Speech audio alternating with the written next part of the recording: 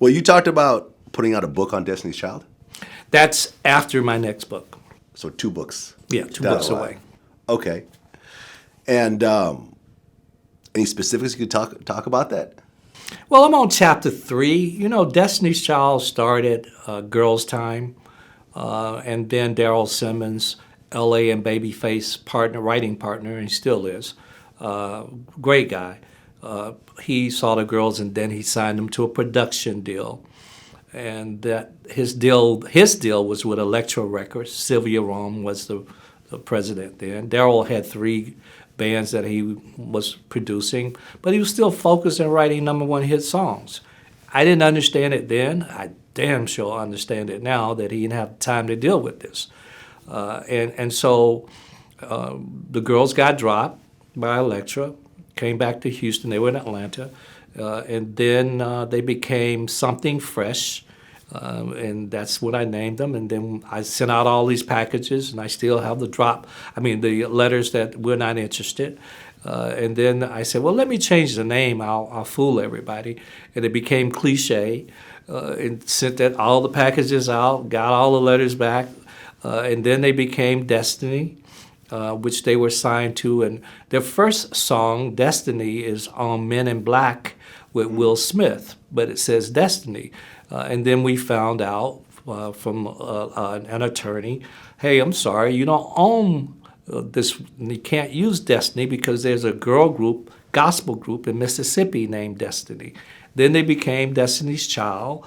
So this book chronicalizes all of the different names and take you from the very beginning up until towards I won't say the end, because Destiny's Child never officially broke up, and they're still best friends, which is not typical of girl groups. Right. And so, that relationship they have is still there. Very cool. You're 66 years old. 66. 66. I feel like you're not retired. No, I'm not. I'm going to tell you why. Because I think I'll get old then. Okay. Because I feel 40. You feel 40. Yeah. 66 is the new 40. Yeah, 66 is the new 40. Yeah. I put up an article recently on Vlad Stocks where it was an article about 66% of millennials have nothing saved for retirement. Mm-hmm. Now, you are in a good position financially. Mm-hmm. You don't have to work if you don't want to. I don't. You're working on stuff that you're passionate about. I have always done that. Yeah. I have never done anything that Right. I wasn't passionate. And even in the medical sales division, there was a defining day that I lost my passion when a surgeon called me to his office and said he couldn't use my instruments anymore because of managed care. And that day, I called my then wife, Tina, and I said, I don't want to do this shit anymore because I'm not passionate about it. Okay.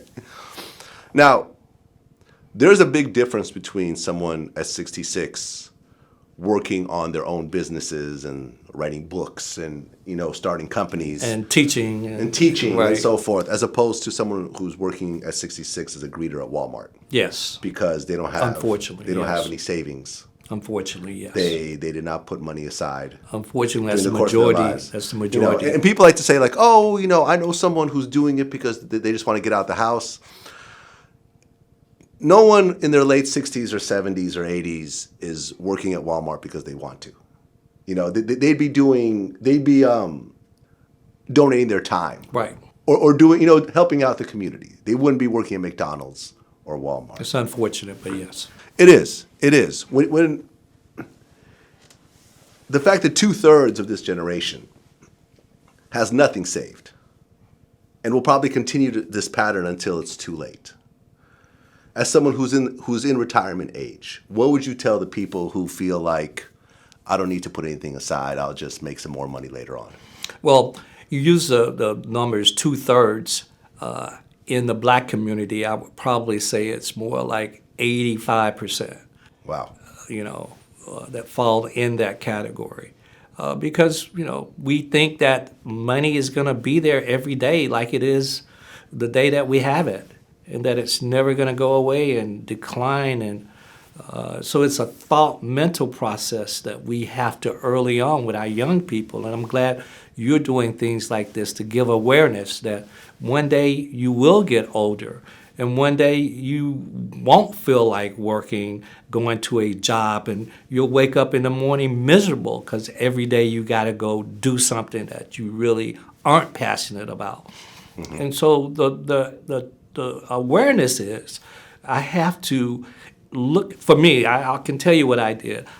No one knew I was investing in. I have a catalog of 3,000 songs. The OJ's last album, Shaka Khan and the London Symphony, Kool and the Gang, #1 gospel label in 2012, bought a country label called Compadre Records. So you have a catalog of, what, 3,000? 3,000 songs. Does that include any of the Destiny's Child stuff? I get residuals from a management commission. Okay. And this stuff is perpetuity until I die, and whoever I chose to give it to in my will, and this is what I think a lot of people don't realize. I remember when I interviewed Steve Rifkin. He explained to me how this attorney calls me, who was my dad's attorney, who I knew. He goes, "I can get you a label." I'm like, "I'm cool. I don't need a label." So my father calls me. I'm staying at Rich's house. My father calls me. There are no cell phones then or anything else like that. He goes, "Why don't you come to the house?" I'm like, "Oh, fuck, what did I do now?" Or what did he do, right? So he explains to me the difference between being in the service business and having an asset business. He goes, in the service business, which was SRC, you're only as good as your last contract. And yeah, so in the asset business, you're sleeping and making money. This is actually how I built vladTV. vladTV has roughly 15,000 videos. Each of those videos brings something in every single day. Maybe it's a penny, maybe it's $10, but it's something. And as we add more videos, it continues to grow. And that's the same thing that you did. Well, since I've been in this interview, I've made hundreds of dollars. Right. Doing nothing. Doing nothing. While I'm talking to you. While you're talking to me, I made a few dollars myself also, Right. actually. We're both making money. Right. By not paying attention. And that's why I can do what I love, because I can not do anything. Literally. Nothing. Yep. And live. Sometimes I look and say, I'm much better off doing nothing. Right, you're not risking anything. Overhead. I'm like, well, right, get rid of the overhead. Yeah, you're right. Yeah, I could shut down this whole office, fire everyone in here. I remind my staff of that. Yeah. I do remind my staff. Don't mess with me. I'll fire you all and just you don't understand that. You are in a good place because I don't have to do that. I make more money doing nothing. Doing nothing. Right, yeah. If I Isn't shut that down a all my beautiful offices, place to be? To say you make more money doing nothing? Yeah, because you have no overhead with the nothing. Right. Yeah, no, you're right. And that I think is the key. The difference between working for somebody and working for yourself. When you work for somebody, you're creating assets for them that they will continue to monetize forever. Whereas when you work for yourself, you're creating your own assets. The money will usually be smaller up front. But over the long term, over the long tail of it, you will make a lot more. And you have to look at the big picture. Yeah. There's always a sacrifice for success. It's never free. Yeah. You never wanted to sell your catalog?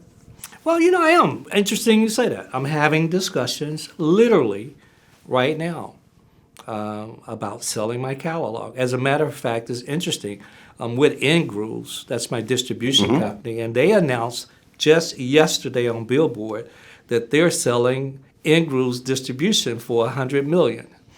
Wow. And so, I know Ghazi, who originally helped start it. Yeah, he's not there anymore. But literally last week I talked to my attorney about, let's just see and test the waters. And with this recent announcement, with the growth in the music industry, it's a great time to sell because now you got financial buyers looking at, how it works. That's why I'm excited as we got into the financial. That's something next time we should just have a financial thing. Fair enough. People don't know me. They don't know me. Yeah. They don't really know who I am. No, right. I mean, because I remember there was the whole thing with the Beatles catalog about Right. how, I remember when I talked to Eddie Griffin, he told me how, You know what's gangster? I own Sony's publishing. Every time Beyonce and Jay-Z make a song, Michael was getting a check. I bought the Beatles. Yeah. While I'm doing the video with the Beatles. That's gangster. Right. With Michael walks into Paul with Paul McCartney. If you're gonna McCartney. sell the Beatles, how much you sell them for? Oh, I don't know. You know, about 60 million. Wow, that's a lot of money. That motherfucker go right to his trailer, get his people on the phone. Paul don't find out till the next fucking day Michael done bought the Beatles. That motherfucker come on and say, how can you buy Beatles? How can you buy Beatles? He said 60, I gave you 64. That's a lot of money. The girl is mine. Your publishing's mine. This nigga's a gangster, nigga. you know, and then there was the whole, you know, this catalog changed hands for hundreds of millions, almost $1 billion over time. And this is just, it just shows how valuable when you have timeless music, how absolutely valuable these assets are. And that's what it is, asset. Assets. And that's, you know, now you can understand when I said I'm investing in content, asset. Yep, absolutely. Mathew Knowles, man, I appreciate our talk again. Hey, as always, and hopefully tell your audience they can go to MathewKnowles.com and find everything out of what I'm doing.